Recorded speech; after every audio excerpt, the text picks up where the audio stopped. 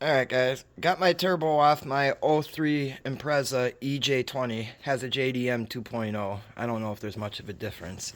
Anyways, I went with the max speeding rod TD05 20G turbo, and I'm going to show you how to make this sub $300 turbo as good as the $1,500 turbos.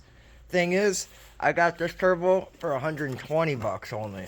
I got it off AliExpress, and it is the billet compressor wheel, the street performance version. So I'll show you that in a second, because you can get this TD04 with standard compressor wheel and shit like that even cheaper. But I got this one cheaper than the standard one, so can't complain. But anyways, here's the stock inlets and stuff like that, and size compressor wheel. And look how much bigger that one is. What I had to do, and you'll have to do if you want to make these turbos nice, I had to take off about half an inch of material right here. I had to smooth down the transition into there and around there. Took off a bunch of material right there. And under the flapper, that was about half that size.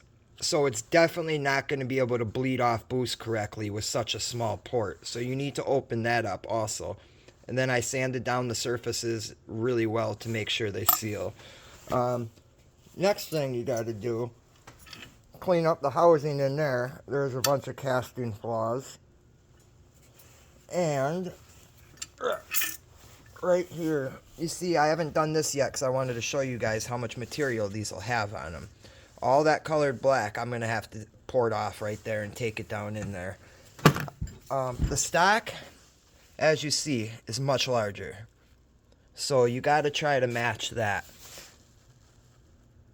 So, I mean, you can spend $1,500 on a turbo, and you're not going to have to do any of this shit to it. But if you spend sub $300 on a turbo and do this shit to it, you got $1,200 to put into your car for supporting mods and other things, such as fueling, ignition, upgraded clutch. You got the money to do it afterwards then. So, a lot of you guys knock these turbos, but you install them as is, run them without supporting mods, blow up your engine, and then bitch at the turbo it was a piece of shit and your engine's unreliable because you didn't do things correctly. Put a little time and shit, a little effort, it goes a long way. Just trust me.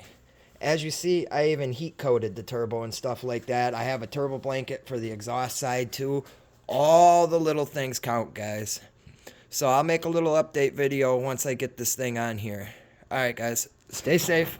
Motor on.